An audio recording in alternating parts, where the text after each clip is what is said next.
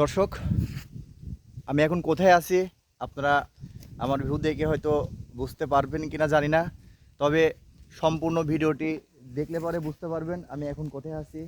আমার নিচে দেখতে পাচ্ছেন কি পরিমাণ গভীর। এখান থেকে যদি পড়ে যাই তাহলে হয়তো আমাকে আর খুঁজে পাওয়া যাবে না। যাই হোক, আমি যেখানে আছি এখন বিশাল একটি পাহাড়, আর এই পাহাড় ধস করে এখানে অনেক গভীর গর্ত হয়ে গেছে। তো আমরা আজকে সারাদিন আপনাদের এই পাহাড়টাই ঘুরে ঘুরে দেখাবো, এবং এই পাহাড়ের জনবসতি যে মানুষগুলো আছে তাদেরকেও আমরা দেখাবো।